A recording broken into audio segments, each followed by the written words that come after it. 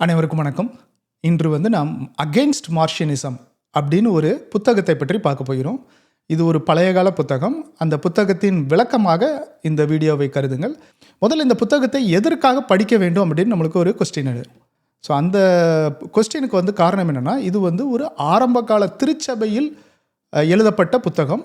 அதனால் அந்த ஆரம்ப கால திருச்சபையின் வரலாற்றை நாம் தெரிந்து கொள்ளலாம். அப்படி ஆரம்பகால வரலாற்றை ஏன் தெரிந்து கொள்ள வேண்டும் அப்படின்னு இன்னொரு கொஸ்டின் எழுதும். ஏன்னா அது அந்த காலத்தில் எதிர்த்து போராடிய தவறான கோட்பாடுகளை வெளிக்கொண்டு வரும். அதாவது இந்த புத்தகங்களில் இந்த மாதிரி புத்தகங்களை எடுத்து படித்தீங்கன்னா 1800 வருடங்களுக்கு முன்னால் எழுதப்பட்ட புத்தகம் இல்லைனா 2000 வருடங்களுக்கு முன்னால் எழுதப்பட்ட புத்தகங்களை எடுத்து படித்தோன்னா அந்த காலத்தில் இருந்த சபைகளில் என்னென்ன தவறான கோட்பாடுகளை சாத்தான் கொண்டு வர பார்த்தான், அதை அந்த காலத்தில் இருந்த நீதிமான்கள், அதாவது கிறிஸ்தவர்கள் எப்படி அது தவறான கோட்பாடுகள் என கண்டுபிடித்தார்கள், அதை எப்படி எதிர்த்து போராடினார்கள் என்பது தெரிய வரும். சரி, இப்போ இன்னொரு கேள்வி வரும். சரி, அதெல்லாம் அவங்க எதிர்த்து போராடினாங்க, இப்போ எல்லாம் சரியான கோட்பாடுகள் தானே இருக்குது, இப்போ ஏன் நம்ம இதை படிக்கணும்னு ஒரு இது வரும். அதுக்கு காரணம் என்னென்னா, அதே தவறான கோட்பாடுகள் தான் ஒவ்வொரு தலைமுறைக்கும் திருப்பி வேறு வேறு விதத்தில் சாத்தான் என்ன பண்ணுறான்னா, அந்த திருச்சபைக்குள் வேறு வார்த்தைகளின் மூலமாக உள்ளே நுழைக்க முயற்சிக்கிறான். ஸோ இந்த மாதிரி தவறான கோட்பாடுகளை நம்ம படித்து அறிந்து கொள்வதன் மூலமாக அந்த காலத்து கிறிஸ்தவர்கள் எப்படி அதை எதிர்த்தார்கள், எப்படி அதை தவறு என்று கண்டுபிடித்தார்கள் என நாம் அறிந்து கொள்ளலாம். சரி, முதல்ல இந்த இதை படிக்கிறதுக்கு முன்னால், இந்த புத்தகத்தை படிக்கிறதுக்கு முன்னால் இந்த புத்தகத்தோட ஒரு பேக்ரவுண்டை, ஒரு ஹிஸ்ட்ரியை, ஒரு ஜியோகிராஃபியை நம்ம முதல்ல பார்க்கலாம். அதனால் இந்த மேப் வழியாக போகலாம். ஒரு மேப் எடுத்துக்கிட்டிங்கன்னா, நான் எந்த தெரிஞ்ச பகுதியிலேருந்து நம்ம போனோன்னா ஈஸியாக இருக்கும். ஸோ அதனால் நம்ம இப்போ இந்தியாவில் இருந்து இங்கே போனோன்னா நம்ம இஸ்ரேலுக்கு இங்கே போகிறோம், ரைட்? ஸோ இங்கே தான் கிறிஸ்து தன்னோட ஊழியத்தை துவங்கினார். கிறிஸ்துவுக்கு பிறகு, அதாவது கிபி 33க்கு அப்புறம் அப்போஸ்தலர்கள் அவர்கள் கொடுத்த பணியை தொடர்ந்து என்ன பண்ணாங்க, எல்லா இடத்துக்கும் போய் ஊழியத்தை செய்தார்கள். நான் இங்கே போட்டிருக்கிற ஆரோ சும்மா கொஞ்சம் ஆரோ போட்டிருக்கேன். நீங்கள் எல்லா இடத்துக்கும் போனாங்க அப்படிங்கிறத இது பண்ணிக்கலாம். இந்தியாவுக்கு வந்தாங்க, சவுத் ஆஃப்ரிக்காவுக்கு போனாங்க, நார்த் ஆஃப்ரிக்காவுக்கு போனாங்க, யூரோப்புக்கு போனாங்க. ஒவ்வொரு இடத்துக்கும் அவங்க போயிருக்காங்க. ஸோ அப்படி அவங்க போய் பரப்பும்போது கிறிஸ்தவம் வளர்ந்துருக்கிறது. அப்படி வளரும்போது நம்ம பார்க்க போகிற இது இந்த டர்க்கியில் வந்தது. ஸோ டர்க்கியில் கிறிஸ்தவம் வரும்போது அங்கே ஒரு கிபி 85ஆம் ஆண்டு மார்ஷியன் என்பவர் பிறந்திருக்கிறார். அவர் ஒரு தவறான கொள்கையை அவருடைய அடல்ட் லைஃப்பில் ஸ்டார்ட் பண்ணியிருக்காரு. அதை பற்றி நான் ஏற்கனவே ஒரு வீடியோவில் போட்டிருக்கேன். அதை நீங்கள் பார்த்தீங்கன்னா தெரியும். போன வீடியோவில் அதோட லிங்க் இங்கே அனுப்புகிறேன். ஸோ அவர் அந்த இதை தவறான கொள்கையை பரப்ப ஆரம்பித்தோன்னா அவங்க அந்த சபையிலிருந்து வெளியே அனுப்பியிருக்காங்க. ஸோ அவர் ரோமுக்கு போய் அங்கே அந்த தவறான கொள்கைகளை பறக்க ஆரம்பிச்சிருக்காரு. அவரை அந்த ரோம் சபையிலிருந்து வெளியேற்றிருக்கிறாங்க. ஸோ அதுக்கப்புறம் அவர் தனியாக ஒரு மார்ஷனைட் அப்படின்னு ஒரு சபையை தொடங்கி அதை பரப்பியிருக்கிறாரு. அது எல்லா இடத்துக்கும் பரவ ஆரம்பிக்கும்போது அவர் இறந்துட்டார். அவர் கிபி 160 இறந்துட்டார். அதற்கு அப்புறமும் அவர் இறந்த பிறகும் அந்த தவறான கொள்கைகள் பறந்து வருகிறது. ஸோ அப்போ நம்ம இந்த புத்தகத்தை எழுதின டெர்ட்டுல்லியன் அப்படிங்கிறது கிபி 155 160 பிறந்ததாக நம்மளுக்கு கிடைத்திருக்கிறது. அவர் என்ன பண்ணியிருக்கிறாருன்னா, அவர் கிறிஸ்தவராக பிறக்கவில்லை. அவர் பிறந்து அதுக்கப்புறம் ஒரு அடல்ட் லைஃப்பில் கிறிஸ்தவராக மாறியிருக்காரு. அப்போ இந்த ஒவ்வொரு புத்தகமாக எடுத்து படிக்கும்போது இது கிறிஸ்தவர்களுடைய போதிப்பு மாதிரி இல்லையே அப்படின்னு சொல்லிட்டு அது தவறான போதனையாக இருக்குது அப்படின்ட்டு அவர் லாஜிக்கலாக எக்ஸ்பிளைன் பண்ணியிருக்காரு. இது ஏன் தவறான போதனை, ஏன் இது அப்போஸ்தலர்களால் கொடுக்கப்பட்ட இது இல்லை, ஏன் கிறிஸ்துவால் போதிக்கப்பட்ட இது இல்லை, எப்படி பைபிளோட இந்த இது ஒத்து போகலை அப்படிங்கிறத அவர் கொடுத்துருக்கிறாரு. அதை தான் அகெயின்ஸ்ட் மார்ஷியன் அப்படிங்கிற அந்த புத்தகத்தில் போட்டிருக்காரு. அதை தான் நம்ம இப்போ இந்த வீடியோவில் பார்க்க போகிறோம். சரி, முதல்ல டெர்ட்டுல்லியனை பற்றி பார்ப்போம். அவர் கிபி 160 125 வரைக்கும் வாழ்ந்தவர். அவர் ஒரு லாட்டின் தியாலஜியன். அவர் லத்தீன் மொழியில் இறையியலை போதிச்சிருக்கிறார். அவருடைய நிறைய கான்ட்ரிபியூஷன் கிறிஸ்டியானிட்டிக்கு இருக்குது. அவர் தான் முதல்ல திருத்துவம் அப்படிங்கிறத எல்லாருக்கும் சொல்லியிருக்காரு. அதாவது கிறிஸ்தவத்தில் ஒரே கடவுள் 3 நபராக இருக்கிறார் என்பதை அவர் ஈஸியாக ட்ரினிட்டி அப்படிங்கிற ஒரு வேர்டில் இது பண்ணியிருக்காரு. அவருடைய ஒழுக்க முறையை பார்த்தீங்கன்னா அவர் எந்த மாதிரியான கிறிஸ்டியனாக இருந்திருக்காருன்னா, அவர் பரிசுத்தம், ஒழுக்கம், ரொம்ப ஸ்ட்ரிக்டாக இருக்கிற அந்த ஒழுக்க முறையில் இருந்திருக்கிறார். அவர் எழுதின நிறைய புத்தகங்களில் அவரை பற்றி அறியலாம். அதில் வந்து 2 குறிப்பானது வந்துட்டிங்கன்னா அகேன்ஸ்ட் நாஸ்டிசிசமும் அகேன்ஸ்ட் மார்ஷினிசமும் நிறைய புத்தகங்கள் எழுதியிருக்கிறார். அதில் ஒன்று தான் நம்ம இங்கே பார்க்க போகிறோம். இதில் அவர் குறிப்பிடப்பட வேண்டியது வந்து அவர் வந்து லாட்டின் தியோலஜனில் அவர் தான் ஃபஸ்ட்டு ஒரு தியோலஜியன். ஏன் இது வந்து குறிப்பானது அப்படின்னா, அவர் இருந்த காலத்தில், அதாவது ஒரு 100 வருடங்கள் கழித்து, கிறிஸ்து பிறந்து ஒரு 160 வருடங்கள் கழித்து, அந்த கிரேக்க மொழியிலிருந்து லத்தீன் மொழி எல்லாமே மாறும்போது, அதாவது அங்கே இருந்த ரோமர் இது எல்லாமே மாறும்போது, இவர் தான் முதல்ல ஒரு தியாலஜிக்கலாக இறையியலை பற்றி மற்றவர்களுக்கு அந்த லத்தீன் மொழியில் ஒரு பாப்புலரான ஒரு இதாக இருந்திருக்கிறார். ஓகே, முதல்ல நம்ம வந்து மார்ஷியன்ஸ் வந்து என்னென்ன பிலீவ் பண்ணாங்க அப்படிங்கிறத பார்த்துடலாம். நம்ம இந்த புக்குக்குள்ளே போகிறதுக்கு முன்னால் அவங்களோட பிலீஃப் என்ன அப்படின்னா, காட் இஸ் ஆல் குட், கடவுள் வந்து எல்லாம் நல்லவர், அதனால் வந்து அவர் வந்து ஒரு ஜட்ஜ் பண்ண மாட்டார், அதாவது நியாயம் தீர்க்க மாட்டார். அதுக்கப்புறம் வந்து அந்த மார்ஷியன் வந்து ஒரு ஸ்பெஷல் ரிவலேஷன், அவருக்கு தனக்கு ஒரு தனி வெளிப்பாடு கிடைத்தது கடவுளிடமிருந்து அப்படின்னு அவர் சொல்லிக்கிட்டு இருந்தார். இப்போ இருக்கிற நிறைய ப்ராஃபட்ஸ் மாதிரி. அதுக்கப்புறம் வந்து ஓல்ட் டெஸ்டமெண்ட்டை வந்து அவங்க வந்து பழைய ஏற்பாட்டை அவர்கள் நிராகரித்து விட்டார்கள். ஏன் அப்படின்னா, பழைய ஏற்பாட்டில் வந்து நிறைய யூதர்களுக்கு மட்டும் அதனால் ஒரு ரேசிசம் மாதிரி இருக்குது. அதுக்கப்புறம் அதில் வந்து நிறைய வன்முறைகள் இருக்கிறது, வார்ஸ் இருக்குது. அதனால் வந்து நாங்கள் வந்து இது ஓல்ட் டெஸ்டமெண்ட்டை வந்து ஒரு கடவுளின் புத்தகமாக ஏற்றுக்கொள்ள மாட்டோம், அவங்க ரிஜெக்ட் பண்ணிட்டாங்க. ஓகே, அதுக்கப்புறம் வந்து அவர்கள் வந்து படைப்பின் கடவுள் வந்து, அதாவது பழைய ஏற்பாட்டில் உள்ள படைப்பின் கடவுள் அப்படின்னு சொல்லிட்டு அவரை வந்து ஈவில் காட் அப்படின்னு, தீமையின் கடவுள்னு சொன்னாங்க. அதுக்கப்புறம் கிரைஸ்டை வந்து ஒரு குட் காட் அப்படின்னு சொன்னாங்க, ஒரு நன்மையின் கடவுள் அவர் அப்படின்னு அவங்க வந்து 2ஆக பிரிச்சிட்டாங்க. ஓகே, இப்போ தான் நம்மளோட மெயின் இதில் பார்த்திங்கன்னா அந்த மார்ஷியனுக்கு எதிராக அப்படிங்கிற அந்த புத்தகத்தை பற்றி பார்க்க போகிறோம். இந்த புத்தகம் ஒரு புத்தகம் இல்லை, ஆக்சுவலி இதை பார்த்தீங்கன்னா இது வந்து 5 புத்தகங்களாக இவர் எழுதியிருக்கிறார். ஏன் அப்படின்னா, ஒவ்வொரு புத்தகத்துலேயும் ஒரு பாயிண்ட், அதாவது இது புத்தகம்னா ரொம்ப பெருசாக இருக்குன்னு நினைக்காதீங்க, இது வந்து எல்லாமே சின்ன சின்ன புத்தகம் தான். ஒரு புத்தகம் வந்து ஒரு 50லேருந்து ஒரு 80 பக்கங்கள் தான் இருக்கிறது. இந்த ஒவ்வொரு புத்தகங்களையும் ஒரு குறிப்பிட்ட தலைப்பை பற்றி அவர் பேசுகிறார். ஸோ என்னென்ன புத்தகம் அப்படிங்கிறத பார்க்கலாம். முதல் புத்தகத்தில் வந்து டெர்ட்டுல்லியன் வந்து கடவுள் ஒருவரே அப்படிங்கிறத வந்து ரொம்ப தெளிவாக ஆணித்தரமாக சொல்கிறாரு. அதேமாதிரி முதல் புத்தகத்திலேயே வந்து என்ன சொல்கிறாருன்னா, அவங்களோட மார்ஷியான்ஸோட கருத்துக்களையும் வந்து அவர் சொல்கிறார். முதல்ல வந்து அவர் வந்து தொடங்கும் போதே மார்ஷியான்ஸோட கருத்து என்னென்ன தவறான கொள்கைகள் அப்படிங்கிறத சொல்கிறாரு. 2வது வந்து பாதிக்கு மேலே வந்து அவர் வந்து கடவுள் ஒருவரே அப்படிங்கிறதையும் நிரூபிக்கிறார். அதுக்கப்புறம் 2வது இதில் வந்து பழைய ஏற்பாட்டின் தேவன் வந்து நீதி உள்ளவர் அப்படிங்கிறத வந்து 2வது புத்தகத்தில் நிரூபிக்கிறார். 3வது புத்தகத்தில் வந்து இயேசு வந்து பழைய ஏற்பாட்டை நிறைவேற்றுகிறார், அதை வந்து பழைய ஏற்பாட்டை வந்து தள்ளி போடல, அதை நிறைவேற்றுகிறார் அப்படின்னு எழுதியிருக்கிறார். 4வது புத்தகத்தில் வந்து இயேசுவின் போதனைகள் பழைய ஏற்பாட்டை உறுதிப்படுத்துகின்றன அப்படிங்கிறத நிரூபிக்கிறார். கடைசியாக வந்து பவுலின் போதனைகள் பழைய ஏற்பாட்டை ஆதரிக்கின்றன அப்படின்னு கூறுகிறார். ஏன்னா வந்து மார்ஷியன்ஸ் வந்து பவுலோட 10 கடிதங்களை மட்டும்தான் அவங்க வந்து பைபிள்னு சொல்கிறாங்க, மற்ற எல்லாமே வந்து கரப்ட் ஆயிடுச்சு, எங்களுக்கு மட்டும்தான் தெரியும், ஏன்னா எங்களுக்கு மட்டும் ஒரு ஸ்பெஷல் ரெவலேஷன், தேவன் வந்து எங்களுக்கு மட்டும் எங்களோட ப்ரேயரில் வந்து இதை வெளிப்படுத்தினார், அதனால் வந்து பழைய ஏற்பாட்டின் மற்ற எல்லாமே இது பண்ணணும், பவுலோட 10 கடிதங்கள் மட்டும் அப்படின்னு அவங்க சொல்கிறாங்க. ஸோ அதை வந்து இங்கே வந்து அவர் நிராகரிக்கிறார். எப்படி வந்து ஒருத்தர் கூறுவதை வந்து நம்ம வந்து தேவனுடைய வார்த்தையா இல்லையா அப்படிங்கிறத வந்து இவர் ரொம்ப டெர்ட்டுல்லியன் வந்து கடைசியில் வந்து ரொம்ப ஈஸியாக சொல்லிடுறாரு. வேதத்திலிருந்து எதிர்மறையாக இருந்துச்சுன்னா அது வந்து தேவனுடைய வார்த்தை இல்லை அப்படிங்கிறத வந்து ரொம்ப தெளிவாக இங்கே அவர் சொல்கிறார். சரி, புத்தகம் 1 இதில் வந்து நம்ம ஏற்கனவே பார்த்தபடி கடவுள் ஒருவரே அப்படிங்கிறத இங்கே வந்து கூறுறார். காட் இஸ் ஒன் அப்படிங்கிறது தான். ஸோ இப்போ வந்துட்டு அந்த முதல் அத்தியாயம், ஒவ்வொரு அத்தியாயமும் வந்து ஒரு 4-5 பேராகிராஃப் தான் இருக்குது. ஸோ நான் எல்லாரையும் வந்து படிக்கிறதுக்கு இந்த வீடியோ தூண்டுன்னு நினைக்கிறேன். இந்த வீடியோவை மட்டும் பார்த்துட்டு இதுதான் புத்தகம்னு நினச்சிக்காதீங்க. இது வந்து நான் வந்து அந்த இதுலேருந்து ஒரு 4-5 பாயிண்ட்ஸை மட்டும்தான் எடுக்கிறேன். இந்த படித்து பார்த்தீங்கன்னா இன்னும் அவர் வார்த்தைகளை வந்து அழகாக கொடுத்துருப்பார்.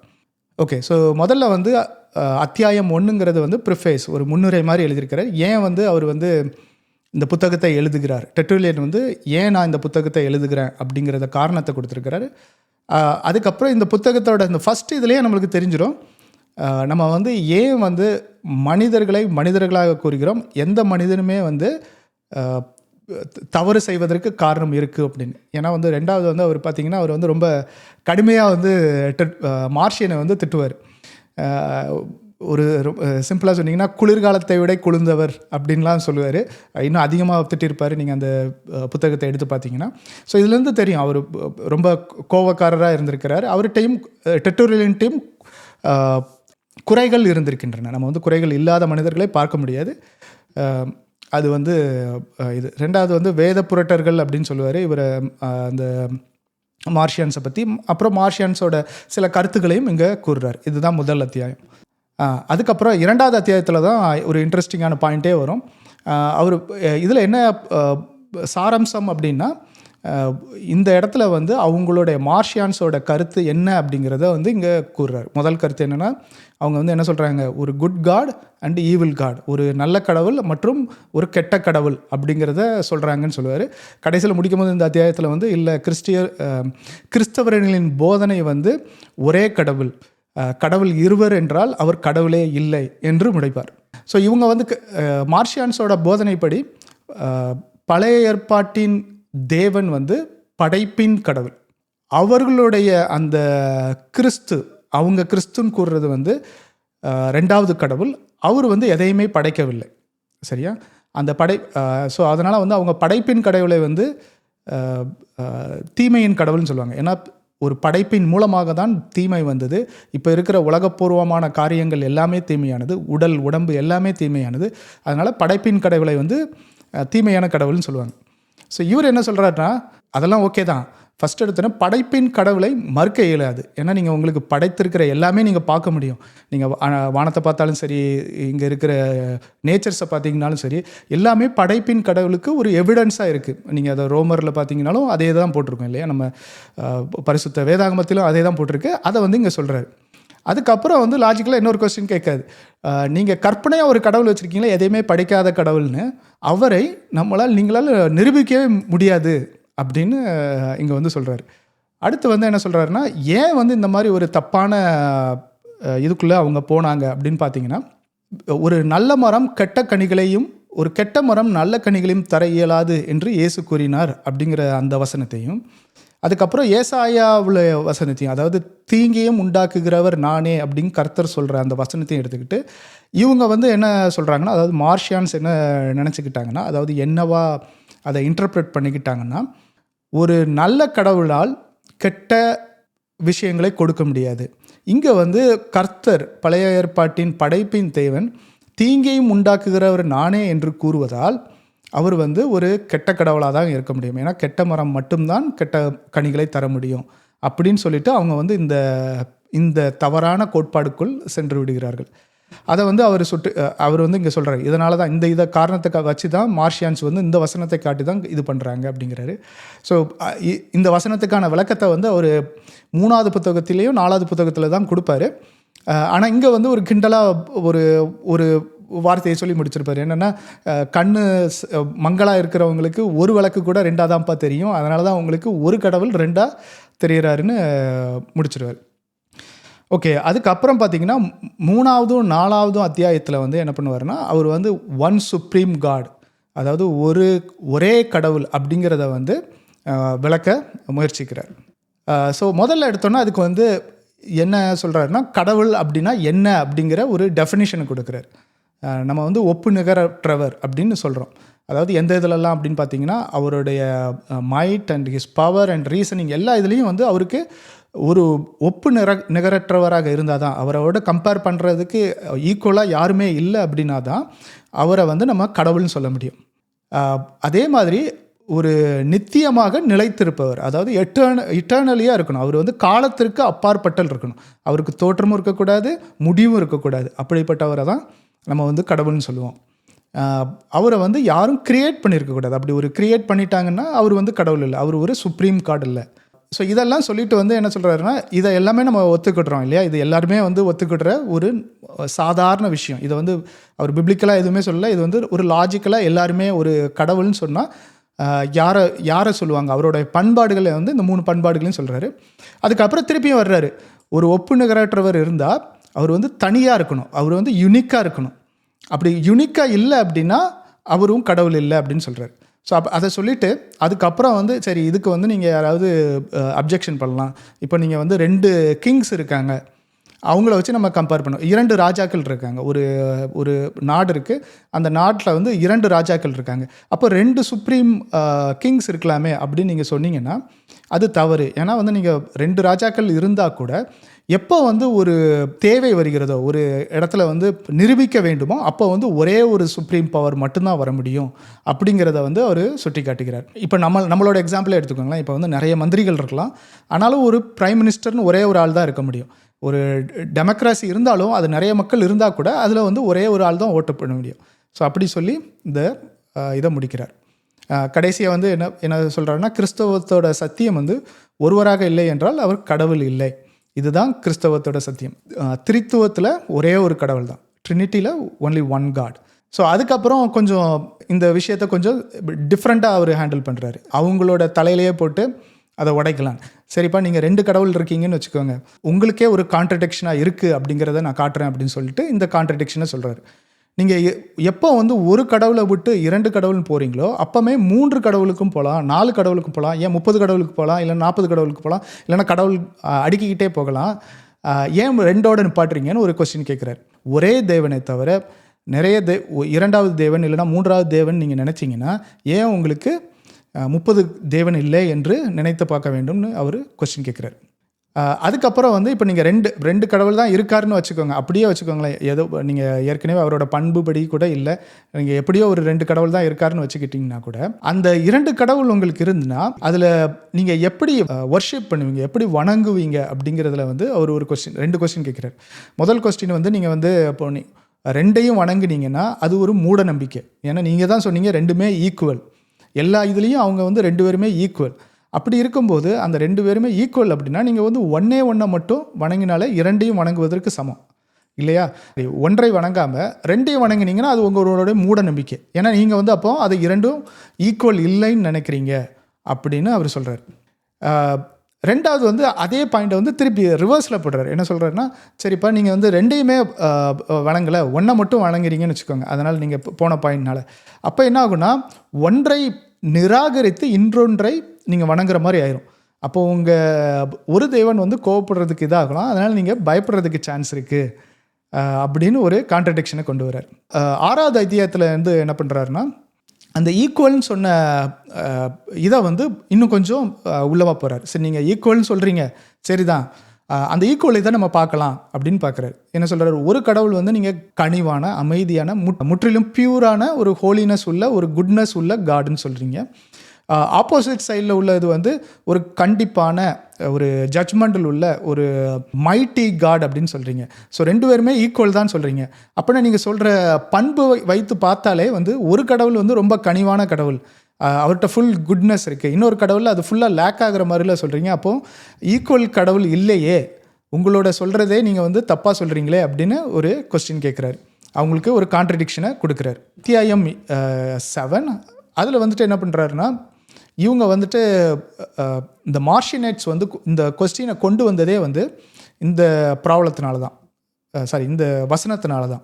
இந்த வசனத்தில் என்ன சொல்லியிருக்குன்னா, சங்கீதம் 82 எடுத்துக்கிட்டிங்கன்னா, நீங்கள் தேவர்கள் என்று நான் சொல்லி இருந்தேன் என்று அந்த வசனத்தில் வருது இல்லையா? ஸோ அதை எடுத்துக்கிட்டால் அவங்க என்ன சொல்கிறாங்கன்னா, நிறைய கடவுள்கள் இருக்க உங்கள் வேதாகமத்திலே போட்டிருக்கு, உங்கள் பழைய ஏற்பாட்டிலே போட்டிருக்கு, அதனால் 2 கடவுள்கள் வந்து சரியான இது தான் அப்படின்னு அவங்க சொல்கிறாங்க. அதை வந்து அவர் என்ன சொல்கிறாருன்னா, அப்படி இல்லை, அது வந்து நீங்கள் தப்பாக புரிஞ்சுக்கிட்டு இருக்கீங்க. நீங்கள் என்ன பண்ணுறீங்கன்னா, இந்த தேவர்கள் என்று போட்டிருக்கிற இந்த வார்த்தையை, இந்த பெயரை மட்டும் நீங்கள் எடுத்துக்கிடுறீங்க. அந்த பெயரை எடுத்துட்டு அதற்குடைய பண்பை பார்க்காம விட்டாததுனால தான் அதுக்கு முக்கியத்துவம் எதற்குன்னா, பேருக்கு கொடுக்குறதோட அதோட பண்புக்கு கொடுக்கணும் அப்படிங்கிறத அவர் வந்து சொல்கிறாரு. ஏன்னா இப்போ நீங்கள் கடவுளின் பண்புன்னு எடுத்து பார்த்தீங்கன்னா, நம்ம ஃபஸ்ட்டு அத்தியாயத்தில் அவர் சொன்ன மாதிரி தான், இட்டர்னலாக இருக்கணும், நித்தியமாக இருக்க வேண்டும், அல்மைட்டியாக இருக்கணும், அவருக்கு ஒப்பு நிகர் எதுவுமே இருக்கக்கூடாது. அப்படி இருந்தால் மட்டும்தான் தேவன் சொல்ல முடியும். நீங்கள் வெறுமன தேவன் யாரை வேணாலும் சொன்னீங்கன்னா அது வந்து அர்த்தமே இல்லை அப்படின்னு சொல்கிறாரு. அதுக்கப்புறம் வந்து அதுக்கு எடுத்துக்காட்டும் கொடுக்குறாரு. நிறைய அந்த காலத்தில் இருந்த மன்னர்கள் வந்து தங்களை தேவர்கள் என்று கூறிக்கொண்டார்கள், தேவர்களின் பிள்ளைகள் என்று கூறிக்கொண்டார்கள். ஆனால் அவர்கள் எல்லாருமே தேவன் என்று யாருமே ஒற்றுக்கொள்ளவில்லை. இயேசுவை மட்டுமே நாம் தேவன் என்று ஒற்றுக்கொண்டோம். அதனால் வந்து கடவுளின் பண்பு, தேவனின் பண்பை மட்டுமே வைத்து நாம் யார் தேவன் யார் தேவன் இல்லை என்று நாம் உணர முடியும் அப்படிங்கிறத வந்து அவர் கூட்டுறாரு. அதுக்கப்புறம் வந்து ஒரு 2 பாயிண்ட் கூறுறாரு. என்ன பாயிண்ட்னா, இரு ஒப்பு நிகரற்றவர்கள் சமமாகவோ அல்லது சமமற்றவர்களாகவோ இருக்க இயலாது அப்படின்னு சொல்கிறார். அதாவது என்னென்னா, இப்போ நீங்கள் ஒரு 2 பேர் எடுத்துக்கிட்டிங்கன்னு வச்சுக்கோங்க, 2 கடவுள் எடுத்துக்கிட்டிங்கன்னா, ஓகே 2 கடவுள் ஈக்குவலாக இருக்குதுன்னு வச்சுக்கோங்க. இது ஈக்குவலாகவும் இருக்க முடியாது. அதே மாதிரி 2 கடவுள் எடுத்துக்கிட்டிங்கன்னா அவங்க ஈக்குவல் இல்லாமையும் இருக்க முடியாதுன்னு சொல்கிறார். இது புரியுதா? இது வந்து என்னென்னா, ஒரு 2 கடவுள் எடுத்துக்கிட்டிங்கன்னா ஈக்குவலாக இல்லாமல் இருந்துச்சுன்னா அது ஈக்குவலாக இருக்கணும், இல்லைனா ஈக்குவல் இல்லாமல் இருந்துச்சுன்னா இது ஈக்குவலாக இருக்கணும். இந்த 2ல் ஏதாவது ஒரு ஸ்டேட்டில் தான் இருக்கணும். அவர் இந்த 2 ஸ்டேட்லேயுமே இருக்க முடியாது அப்படிங்கிறாரு. அப்போ என்னவாக இருக்கணும்? ஒரே ஒரு கடவுள் தான் இருக்கணும்னு அர்த்தம். ஸோ அதை தான் எப்படி இது பண்ண வர்றாருன்னா, அடுத்த 2 இதில் கொடுக்குறாரு. ஏன்னா ஈக்குவல் இல்லை, சமம் இல்லை. ஏனென்றால் அந்த ஒப்பு நிகரற்றவருக்கு இணை இல்லை. அதோட மீனிங்கே, இந்த ஒப்பு நிகரற்றவர் அப்படிங்கிறத ஈக்குவல் இல்லை அப்படிங்கிறதோட மீனிங்கே வந்து தெர் இஸ் நோ ஈக்குவல் அப்படிங்கிறது தானே.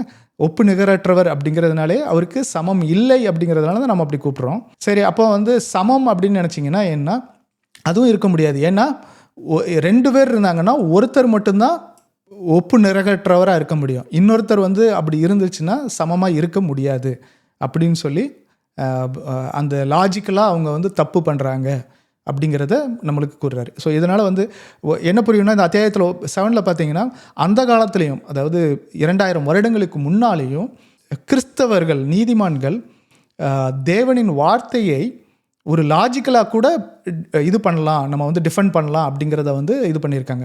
ஏன்னா டெர்ட்டுல்லியன் எடுத்துக்கிட்டிங்கன்னா அவருடைய இது வந்து ரொம்ப ஒழுக்கமாக இருக்கிறவர், ரொம்ப பக்திமானாக இருக்கிறவர். அவரை வந்து ஒரு தியாலஜிக்கலி, ஒரு ஃபிலாசபிக்கலாக யாரும் சொல்ல மாட்டாங்க. ஆனால் அவரோட எழுத்துக்கள்லே பார்த்தீங்கன்னா அவர் ஒரு லாஜிக்கலாக எல்லாத்தையும் டெரைவ் பண்ண பார்த்துருக்கிறார். ஓகே, அடுத்தது வந்து பார்த்திங்கன்னா அத்தியாயம் 8. இதில் வந்துட்டு என்ன சொல்கிறாங்கன்னா, ஒரு தவறான கோட்பாட்டை எதிர்க்கிறார். அதாவது என்னென்னா, நியூ காட் அப்படிங்கிற, அதாவது புதிய கடவுள், கிறிஸ்துவை புதிய கடவுள் என்று கூறிய தவறான கோட்பாட்டை எதிர்க்கிறார். அதுக்கப்புறம் வந்து அந்த கோட்பாட்டுக்கு எதிராக வந்து உண்மை கடவுளை எப்போவுமே நாம் அறிந்திருப்போம் அப்படிங்கிற இதையும் இங்கே கொண்டு வருகிறார். அதை வந்து எப்படின்னு பார்ப்போம். அதில் வந்து என்ன ஃபஸ்ட்டு என்ன சொல்லுகிறாருன்னா, நீங்கள் ஒரு காடை வந்து புதுசுன்னு கொண்டு வந்தீங்கன்னா, அதாவது ஒரு காலத்திற்குள் கொண்டு வந்தீங்கன்னா அவர் வந்து இட்டர்னல் இல்லைன்னு ஆயிரும். அப்போ வந்து அவர் ஒரு கடவுள் இல்லை. புதுமை அப்படிங்கிறது ஒரு துவக்கத்தை காட்டுகிறது. அதே மாதிரி நீங்கள் ஒரு கடவுளை வந்து பழமை அப்படின்னு சொன்னீங்கன்னா அது முடிவை காட்டுகிறது. அதனால் 2மே வந்து தப்பு அப்படின்னு சொல்கிறது. அதுக்கப்புறம் வந்து கடவுள் வந்து அவ்வளோ நாள், அந்த புதுமை கடவுள்னால் அவ்வளோ நாள் அறியப்படாமல் இருந்திருக்கிறார். அதுக்கு வாய்ப்பே இல்லை. ஏன்னா வந்து அவருடைய மகிமையின் காரணமாக, அவருடைய மகத்துவத்தின் காரணமாக நம்ம கண்டிப்பாக அறிந்தே இருப்போம். அப்படி அவரை அறியாதபடி அவருடைய மகத்துவத்தை மூடும் அளவுக்கு ஒரு இது இருந்துச்சுன்னா அதுதான் கடவுளாக இருக்க வேண்டும். ஏன்னா அது கடவுளோட அந்த மகத்துவத்தை மூடுற அளவுக்கு ஒரு பெரிய பவர் உள்ளதாக இருக்குது. அது வந்து கண்டிப்பாக இருக்க முடியாது அப்படின்னு இங்கே வாதிடுகிறார். அதுக்கப்புறம் அதுக்குடைய ஆப்போசிட் இதை வந்து சொல்கிறாரு. நீங்கள் வந்து பிகினிங்கில் பார்த்தீங்கனாலே கடவுள் வந்து அனைத்தையும் படைத்தவராக, இதோட அறியப்பட்டவராக இருக்கிறார்னு சொல்கிறார். இதுக்கு குறிப்பாக என்ன சொல்ல வர்றாருன்னா, மோசே தான் வந்து பழைய ஏற்பாட்டின் 5 புத்தகங்களை எழுதியவர் இல்லையா. முதல் 5 புத்தகங்களை நம்மளுக்கு உலகத்தின் துவக்கம் அதோட இதை வந்து நம்மளுக்கு தெரிய வைக்கிறது வந்து மோசே தான். இதில் வந்து அவர் ரொம்ப குறிக்கிறது என்னென்னா, ரொம்ப குறிப்பாக சொல்கிறது வந்து மோசேயை எழுதுறதுக்கு முன்னாலே இந்த உலகம் இருந்தது. அப்போவே வந்து கடவுளை பற்றி அறிந்தவர்கள் இருந்தார்கள். மோசே வந்து ஜஸ்ட் வந்து அந்த இதை வந்து ரெக்கார்ட் தான் பண்ணியிருக்காரு, அதை எழுதியிருக்கிறார், பரிசுத்த ஆவியின் மூலமாக தெரியப்பட்டு எழுதியிருக்கிறார், அவ்வளோதான் அப்படிங்கிறத வந்து இங்கே சொல்ல வருகிறார். அதுக்கப்புறம் வந்து என்ன சொல்ல வர்றாருன்னா, இதெல்லாம் எங்ககிட்ட இருக்குது, அதெல்லாம் ரொம்ப ஸ்ட்ராங்கான எவிடன்ஸ். அந்த உறுதியானதை கொண்டு உறுதியற்றதுன்னு சொல்கிறது வந்து மார்ஷியானோட காடு, உறுதியானதுன்னு சொல்கிறது வந்து பழைய ஏற்பாடு இல்லையா. பழைய ஏற்பாட்டை கொண்டு நீங்கள் இந்த மார்ஷியானோட காடை வந்து நீங்கள் வந்து தீர்ப்பு செய்யுங்கள். அதாவது உங்களுக்கு தெரிஞ்சது என்னென்னா, மோசேயை பற்றி தெரியும், மோசே உங்களை வழிநடத்தியதை பற்றி தெரியும், அவர் எழுதி வைத்த புத்தகங்களை பற்றி தெரியும். அந்த புத்தகங்களில் உள்ளதை கொண்டு உங்களுக்கு இல்லாததை ஒருத்தர் வந்து சொல்கிறாரு, அந்த உறுதியற்றதை இது பண்ணுங்க. நீங்கள் என்ன பண்ணுறீங்கன்னா தப்பாக அந்த மார்ஷியான் சொன்னதை கொண்டது, அதாவது இந்த உறுதியற்றது, யாருமே பார்க்காதது, யாருமே நம்பாதது, யாருக்குமே தெரியாதது, இவ்வளோ நாள் கழித்து புதுசாக ஒன்று வருது, அதை கொண்டு நீங்கள் இந்த உறுதியற்றதை கொண்டு உறுதியானதை இது பண்ண பார்க்குறீங்க, நியாயம் தீர்க்க பார்க்குறீங்க. அப்படி பண்ணாதீங்க, அதுக்கு ஆப்போசிட்டாக பண்ணுங்க அப்படிங்கிறாரு. அதுக்கப்புறம் 12வது அத்தியாயத்தில் வந்து ரொம்ப தெளிவாக சொல்கிறாரு, without proof god is no god. அதாவது ஆதாரம் இல்லாமல் கடவுள் இல்லை அப்படிங்கிறத வந்து தெளிவாக சொல்கிறார். அந்த காலத்திலேயே வந்து, அதாவது அந்த காலத்தில் உள்ளவங்களுக்கு ரொம்ப ஈஸி இல்லையா, ஆதாரங்கள்னால் இப்போ ரோம ரெக்கார்ட்ஸை எடுத்து பார்த்துருந்தாங்கன்னா அவங்களுக்கு தெரியும். ஸோ அதனால் வந்து அந்த விஷயத்தை வைத்து அவர் ஆதாரங்களை கொண்டு பாருங்கள்ங்கிறார். நம்மளும் இப்போ வந்து நம்மளுக்கும் அது இருக்கிறதுனால நம்மளும் பார்க்க முடியும். இதில் வந்துட்டு அவர் இன்னொரு இதையும் சொல்கிறார். என்ன சொல்கிறாருன்னா, அவருடைய செயல்கள், கடவுளுடைய செயல்களை வைத்து நம்ம வந்து ஆதாரங்களாக பார்க்க முடியும். அது இல்லாமல் வந்து கடவுள் மேலே வந்து மக்கள் வந்து நம்பிக்கையை வைக்க முடியாது. இப்போ வந்து ஒரு மிராக்கிள் நடக்கலாம், இல்லைனா ஒரு ஸ்கிரிப்சர் எழுதப்பட்டிருக்கு. இப்போ வந்து வேத வசனங்களில் உள்ள ப்ராஃபஸி வந்து இப்போ நிறைவேறும்போது என்ன ஆகும், மக்கள் வந்து நம்பிக்கையை வைக்கிறாங்க. ஆனால் வந்து மார்ஷியனோட காட் வந்து அந்த மாதிரி எதுவுமே பண்ணல. மார்ஷியன் கடவுள் என்று சொல்கிறவர் வந்து அந்த மாதிரி எதுவுமே பண்ணலை. அவரோட செயல்களை குறித்து ஒன்றுமே இல்லை. அவர் வந்து எதுவுமே செய்யலைங்கிறாரு.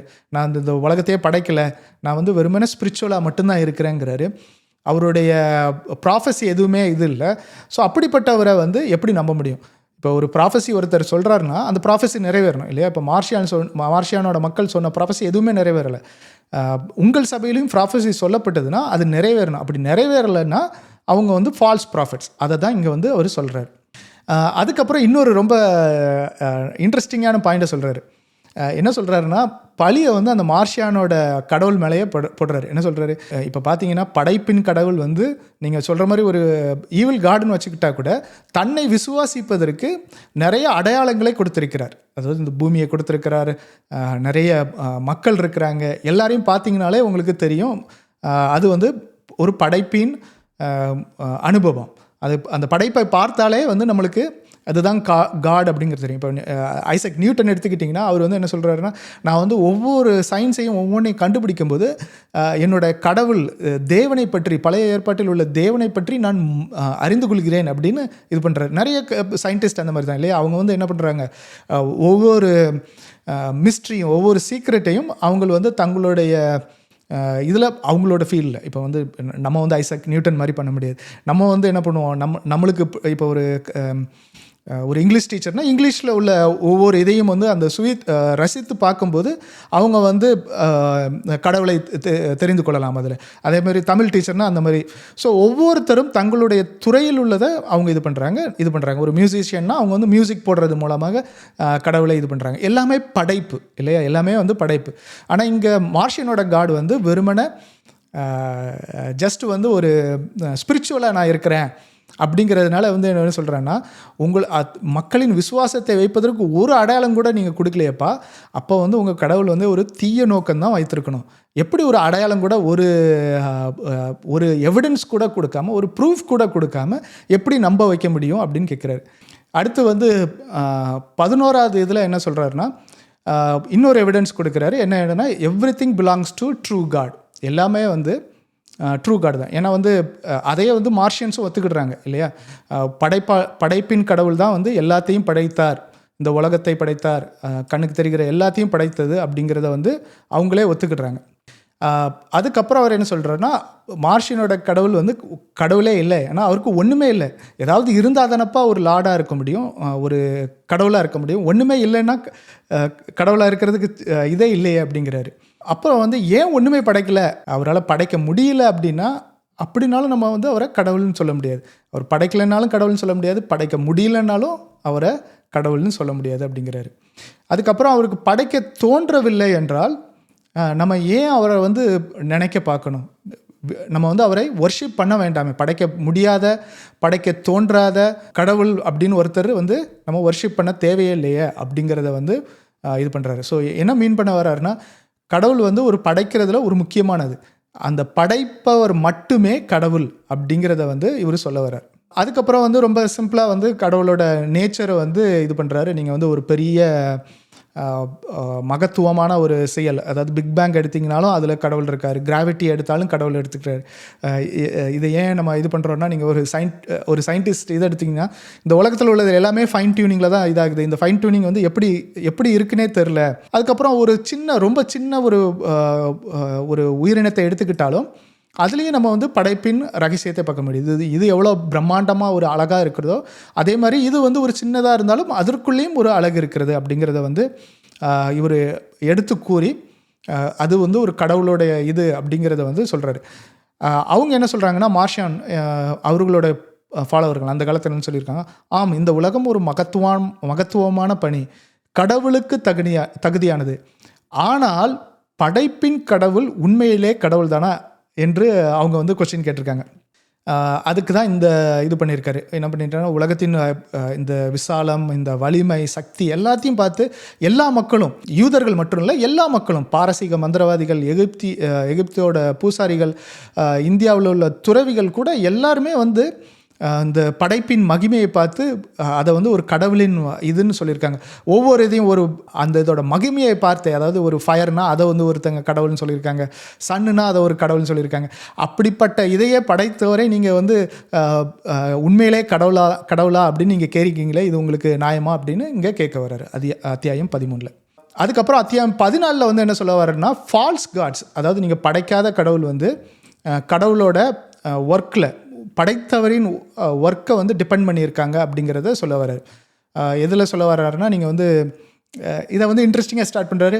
நீங்கள் ஒரு சின்ன இன்செக்ட் எடுத்துக்கோங்க, அதாவது ஒரு தேனியோட தேன் கூடோ, இல்லைனா சிலந்தியோட வலையோ, இல்லைனா பட்டுப்புழுவின் நூலோ, எதையோ ஒன்று எடுத்துக்கோங்க, அந்த ரொம்ப சின்னதாக இருக்கும், அதை செஞ்சு பாருங்களேன் அப்படிங்கிறாரு. அதாவது இது 2000 வருடங்களுக்கு முன்னால் சேலஞ்ச் பண்ணியிருக்காரு. இப்போவும் இந்த சேலஞ்சை நம்மளால் பண்ண முடியுமா அப்படிங்கிறது வந்து சந்தேகக்குரியதான். ஆர்டிஃபிஷியலாக பண்ண முடியும், பட் மனிதனால் பண்ண முடியுமா அப்படிங்கிறது ஒரு சந்தேகக்கூடிய இதுதான். அதுக்கப்புறம் கொஸ்டின் கேட்குறாரு, நீங்கள் வந்து வானத்தை வெறுக்கிறீர்கள், அதாவது கடவுளோட படைப்பை வெறுக்கிறீங்க, ஆனால் அதோட காற்றை வந்து ரொம்ப ஆவலாக சுவாசிக்கிறீங்க, பூமியை இழிவுபடுத்துறீர்கள், ஏன்னா அது வந்து படைப்போட ஈவிலோட இது அப்படிங்கிறீங்க, ஆனால் அது கொடுக்குற சாப்பாடு எல்லாம் கொடுக்குறீங்க, அதோட அரிசி, உணவு எல்லாத்தையும் எடுத்துக்கிட்டுறீங்க, கடலை வந்து கண்டனம் பண்ணுகிறீர்கள், ஆனால் அது கொடுக்குற மீனை வந்து உட்கொள்கிறீர்கள். அவங்க வந்து அந்த காலத்தில் மீனை வந்து ஒரு பரிசுத்த இதாக கன்சிடர் பண்ணியிருக்காங்க. ஏன்னா வந்து கிறிஸ்து வந்து மீனை வந்து மற்றவர்கள் கொடுத்ததுனால அவங்க வந்து ஒரு பரிசுத்த பொருளாக வந்து இது பண்ணுறாங்க. அவர் வந்து கேட்குறாரு, நீங்கள் கடலை கண்டனம் பண்ணுறீங்க, அப்புறம் எப்படி மீனை மட்டும் சாப்பிட்றீங்க அப்படின்னு கொஸ்டின் கேட்குறாரு. அதுக்கப்புறம் இன்னொரு கொஸ்டின். ஸோ இவர் வந்து இங்கே எங்கெல்லாம் வந்து கிரைஸ்டன் மீன் பண்ணுறாரோ, இது வந்து வேதாகமத்தில் எழுதப்பட்ட கிறிஸ்தவை பற்றி இவர் குறிப்பிடல. இது வந்து அந்த மார்ஷியன் வந்து எப்படி வந்து திரித்து அவருடைய தேவனாக மாற்றிய எழுதிய அந்த கிறிஸ்துவை பற்றி கூறுகிறார். ஓகே, இதில் வந்து நம்ம வந்து ரொம்ப தெளிவாக இருக்கணும். இவர் குறிப்பிடுறது வந்து இயேசு கிறிஸ்து, புதிய ஏற்பாட்டில் பட்ட இயேசு கிறிஸ்துவே இல்லை, இவங்க வந்து மாற்றி கூறிய மனிதரை பற்றி கூறிக்கொண்டிருக்கிறார். ஓகே, உங்கள் சொந்த தேவன் இந்த உலகத்தை ரொம்ப மிகவும் நேசித்திருக்கிறார். அதாவது நீங்கள் ஈவில்னு சொல்கிற ஒரு படைப்பின் கடவுள் படைத்த அந்த தேசத்தை ரொம்ப மிகவும் நேசித்திருக்கிறார். அதனால தான் 3ஆம் வானத்திலிருந்து இந்த தாழ்ந்த உலகத்திற்கு இறங்கினார் அப்படின்னு கூப்பிட்றாரு. அத்தியாயம் 15 வந்து இதில் மொத்தம் 28 அத்தியாயம் இருக்குது. நம்ம ஃபாஸ்ட்டாக போகலாம். அத்தியாயம் 15 வந்து கிண்டலாக வந்து உங்கள் கடவுள் வந்து நீங்கள் 2 கடவுள்னு சொல்கிறீங்க, ஆனால் உங்கள் வேதத்தை வாய்த்தா 2 கடவுள் இல்லை 9 கடவுள்கள் இருக்கிறது அப்படின்னு சொல்கிறாரு. நீங்கள் அந்த இந்த அத்தியாயத்தை வாசித்தீங்கன்னா உங்களுக்கு தெரியும். நான் வந்து இந்த இதில் 2 கடவுளுக்கு மட்டும் 3 கடவுளுக்கு மட்டும் இது பண்ணுறேன். அவங்க என்ன சொல்கிறாங்கன்னா, முதல்ல வந்து படைப்பின் கடவுள் இருந்தார், அதாவது பழைய ஏற்பாட்டின் கடவுள் இருக்கிறார். அதுக்கப்புறம் வந்து என்ன சொல்கிறாங்க, மார்ஷியனின்ஸ் காட், அதாவது இந்த கடவுளோட பெரிய கடவுள் ஒரு கடவுள் இருக்கார், ஆனால் இந்த கடவுளோட இதுக்குள்ளே அவர் வரவே இல்லை, அவருக்கு தெரியாமையே ரொம்ப நாள் இருந்திருக்காரு அப்படிங்கிறாரு. ஸோ அப்போ வந்து 2 கடவுள் இருந்திருக்காங்க இல்லையா. ஸோ இதை வந்து நம்ம யோசிக்கும் போது நம்மளுக்கு ஒன்றுமே தெரியாது. ஆனால் வந்து டெர்ட்டுல்லியன் வந்து இதில் ஒரு லாஜிக்கல் ஃபேலசி இருக்குது, ஒரு லாஜிக்கல் ஃபால்ட் இருக்குது அப்படின்னு சொல்லி அதை கண்டுபிடிக்கிறார். என்ன சொல்கிறாருன்னா, சரி அப்போ 2 கடவுள் இருக்காங்க, இந்த கடவுளுக்கு இந்த கடவுளை பற்றி தெரியல அப்படின்னா இந்த கடவுளோடு உள்ளே போகாமல் இருந்திருக்கணும். அப்போ அவங்க 2 பேருமே வெளியே உள்ள ஒரு ஸ்பேஸில் இருந்திருக்கணும் இல்லையா. இவங்க 2 பேருமே இந்த கடவுள் வந்து ஃபுல் யூனிவர்சல் இல்லை, இந்த கடவுளும் சேர்ந்து தான் இருந்திருக்காரு, ஆனால் இந்த கடவுளை டச்சே பண்ணல அப்படிங்கும்போது அவங்க 2 பேரும் தனித்தனியாக இருந்திருக்கணும். அப்போ அவங்கள சுற்றி ஒரு ஸ்பேஸ் இருந்திருக்கணும். இந்த கடவுளும் இட்டர்னிட்டியில் இருந்து வந்தாங்க, அதாவது நித்தியமாக இருந்தாள்னா இந்த ஸ்பேஸும் நித்தியமாக இருந்திருக்கணும் இல்லையா? அப்போ இந்த ஸ்பேஸ் நித்தியமாக இருக்கணும்னா இதுவும் ஒரு கடவுளின் பண்பை கொண்டிருக்கிறது, நித்தியமாக இருந்திருக்கிறது. அப்படின்னா இப்போ 3வது இது இருக்குது. ஸோ இவர் நித்தியமாக இருக்கிறாரு, இந்த இடமும் நித்தியமாக இருக்குது, அதனால் 3வது கடவுள் அப்படின்னு சொல்லிட்டு அவர் பில்டப் பண்ணி அடுத்து இன்னொரு 6 கடவுள்களை எப்படி அப்படிங்கிறத லாஜிக்கலாக எக்ஸ்பிளைன் பண்ணுறாரு. நீங்கள் அதை படிச்சிங்கன்னா தெரியும். ஓகே, அடுத்து அவங்களுடைய தவறான கோட்பாடு என்னன்னா, அத்தியாயம் 16 படைப்பின் கடவுள் கண்ணுக்கு தெரிகிறத மட்டும்தான் படைத்திருக்கிறார், ஸ்பிரிச்சுவல் வேர்ல்டை அவர் படைக்கலை. கண்ணுக்கு தெரிந்ததை மட்டும்தான் படைத்திருக்கிற, கண்ணுக்கு தெரியாததை அவரே படைக்கலை, ஸ்பிரிச்சுவல் வேர்ல்டு படைக்கலை. கண்ணுக்கு தெரிகிறது எல்லாமே பாவமானது, கண்ணுக்கு தெரியாத அந்த ஸ்பிரிச்சுவல் இது மட்டும்தான், ஆவிக்குரிய இது மட்டும்தான் பாவம் இல்லாதது அப்படிங்கிறது இந்த மார்ஷியனோட இது. அவங்களோட இதுபடி தனித்தனி கடவுள். அதனால தான் படைப்பின் கடவுளை தீமையான கடவுள், இந்த கடவுளை நல்ல கடவுள். ஸோ இதை என்ன சொல்கிறாருன்னா, இந்த மாமிசம் மற்றும் ஆன்மீகம் இந்த ரெண்டுமே ஒரே கடவுள் தான் படைத்திருக்க முடியும் அப்படிங்கிறத சொல்கிறாரு. அதுக்கு ஒரு உதாரணம் கொடுக்குறாரு. என்ன இதுன்னா, இந்த கண்ணுக்கு தெரிகிறதை நீங்கள் எடுத்துக்கிட்டிங்கனாலே இந்த படைப்பின் கடவுள் ஒரு கான்ட்ராஸ்டிங்காக படைச்சிருக்காரு. அதாவது இது இருக்கிறது, இன்னொன்று இல்லாதது அப்படின்னு. ஸோ இப்போ நீங்கள் பார்த்தீங்கன்னா, ஒரு உயிருள்ள மற்றும் உயிரற்ற பொருட்கள், பேசும் மற்றும் அமைதியான, அதுக்கப்புறம் நகரும் மற்றும் அசையாத, உலர்ந்த மற்றும் ஈரமான, சூடான மற்றும் குளிர்ந்த அப்படின்னு ஒவ்வொரு பொருளும் டிஃப்ரெண்ட் இதில் ஆப்போசிட் இதில் இருக்கிற மாதிரி படைத்திருக்கிறார். அப்படி இருக்கும்போது கண்ணுக்கு தெரிகிற இந்த வேர்ல்டையும் படைத்தவர், அப்போ கண்ணுக்கு தெரியாத இன்னொரு அடுத்த அந்த ஸ்பிரிச்சுவல் வேர்ல்டையும் படைத்திருக்கணும் வேண்டுமா இல்லையா அப்படிங்கிறது ஒரு லாஜிக்கலாக ஒரு கொஸ்டின் கேட்குறாரு. அடுத்தது அத்தியாயம் 17 அவர் என்ன பண்ணுறாருன்னா, ஒரு சிம்பிள் கொஸ்டின் கேட்குறாரு. உங்கள் கடவுள் எதையுமே படைக்கலை அப்படின்னா அவர் எப்படி ஒரு மனித குலத்தை சேவ் பண்ண முடியும், அதாவது எப்படி காப்பாற்ற முடியும்? அவர் முதல்ல காப்பாற்றுறதற்கு படைத்திருக்க வேண்டும் அப்படிங்கிறத தான் இந்த 17வது அத்தியாயத்தில் இங்கே ஒரு இது பண்ணுறாரு. ஏன் அப்படின்னா, ஒரு சிறிய கடவுளால் படைக்கப்பட்ட, நீங்கள் படைக்கப்பட்ட படைப்பின் கடவுள் சிறிய கடவுள்னு சொன்னீங்கன்னா சரி ஒத்துக்கிட்டோம், அவர் சிறிய கடவுள்னே வச்சுக்கோங்க. அந்த சிறிய கடவுளால் படைக்கப்பட்ட ஒரு சின்ன உயிரினம் தான் மனிதன். அந்த மனிதனை காப்பாற்றுவது தான் மிகப்பெரிய வேலை என்றால் இந்த கடவுளோட இது என்ன உயர்ந்த இது அப்படின்னு இங்கே கேட்குறாரு. அவரோட மீனிங் என்னென்னா, ஒரு மனிதனை காப்பாற்றுவதற்கு அவர் படைத்திருந்தால் தான் காப்பாற்றுறதோட முக்கியமான வேலை அப்படிங்கிறத இங்கே சொல்ல வர்றார். அத்தியாயம் 18 என்ன சொல்ல வர்றாருன்னா, கடவுள் வெளிப்பாடு இல்லாமல் கடவுளே இல்லை அப்படிங்கிறார். ஒரு வெளிப்பாடு கொடுக்கவில்லை என்றால் அவர் கடவுளே இல்லை அப்படிங்கிறார். அதாவது என்ன மீனிங்கில் இதை பிற்காலத்தில் நிறைய தியோலஜியன்ஸ் டெவலப் பண்ணாங்க. ஆனால் இந்த ஆதி காலத்திலே இவர் இந்த இதை சொல்லியிருக்காரு. என்ன மீனிங்லன்னா, இப்போ நீங்கள் ஒரு கடவுள் இருக்கிறார், உங்களையும் அப்பாற்பட்டு ஒரு கடவுள் இருக்கிறார் என்றார். அந்த கடவுளை பற்றி நாம் அறிந்து கொள்வதற்கு, மனிதர்களை அறிந்து கொள்வதற்கு நீங்கள் எவ்வளோதான் முயற்சி பண்ணாலும் அந்த கடவுள் உங்களுக்கு சொல்லலை அப்படின்னா உங்களால் அறிந்து கொள்ள முடியாது இல்லையா? இப்போ நம்ம god if he wants he can ஒரு மனிதனுக்கு தன்னை பற்றி அறிய முடியாதபடிக்கு என்ன தடைகளை வேண்டுமானாலும் கொண்டு வரலாம். அந்த இதை தான் இங்கே சொல்ல வருகிறார். அதை எப்படி சொல்ல வருகிறார்னா, படைப்பின் கடவுள் தன்னை ஒவ்வொரு காலகட்டத்திலையும் வெளிப்படுத்தியிருக்கிறார். நிறைய மக்களுக்கு வெளிப்படுத்தியிருக்கிறார், ஸ்கிரிப்சர் மூலமாக வெளிப்படுத்தியிருக்கிறார், வேதாகமத்தின் மூலமாக வெளிப்படுத்தியிருக்கிறார், ப்ராஃபட்ஸ் மூலமாக வெளிப்படுத்தியிருக்கிறார். ஒவ்வொரு காலகட்டத்திலையும் ஒவ்வொரு சிறப்பாக ஒவ்வொரு இது வழியாக வெளிப்படுத்தியிருக்கார். கடைசியாக வேதாகமத்தின் மூலமாக வெளிப்படுத்தினார் இல்லையா? ஸோ இங்கே இந்த கடவுள் எப்படி வெளிப்படுத்தி உள்ளார், அதாவது அவர்களின் கடவுள்னா மார்ஷியானின் கடவுள் எப்படி வெளிப்படுத்தி உள்ளார்? அவருடைய தேர்ந்தெடுத்த நேரத்தில், அவரால் முடிந்த நேரத்தில், அவருக்காக நியமிக்கப்பட்ட நேரத்தில் அப்படின்னு சொல்லி இது நியமித்தது படைப்பின் கடவுள்னு சொல்கிறார். ஏன்னா அவர் தான் டைமையும் படைத்தார் இல்லையா? ஸோ இங்கே நல்லா இது கொண்டு ஒரு அருமையாக எழுதியிருக்கிறார். இந்த நேரத்தில் ஒரு படைப்பின் கடவுள் கொடுத்த டைமில் அவர் தன்னை வெளிப்படுத்தியிருக்கிறார். அப்படி இருக்கும்போது அந்த உன்னத கடவுள் அவர்களின் உன்னத கடவுள் தன்னை நிரூபிக்கும் வரையில் தன்னை வெளிப்படுத்தி உள்ளாரா? அவருக்கு ஏதாவது ஸ்கிரிப்சர் இருக்கா? அவருக்கு ஏதாவது ஒரு தனித்தன்மையான இது வெளிப்பாடு இருக்கா அப்படிங்கிறத இங்கே கேட்குறார். அதுக்கு அடுத்த அத்தியாயத்தில் கடவுளை பற்றி வெளிப்படுத்திய ஒரு முக்கியமான இதை கூப்பிட்றாரு. அதுதான் எப்படி இயேசு கிறிஸ்து தான் தன்னை கடவுளாக எப்படி வெளிப்படுத்தினார் அப்படிங்கிறத வந்து பாயிண்ட் பண்ண வர்றார். இது வந்து ஒரு தனி புத்தகமாகவே வந்து இது பண்ணியிருக்காரு. 3வது புத்தகம்னு நினைக்கிறேன்.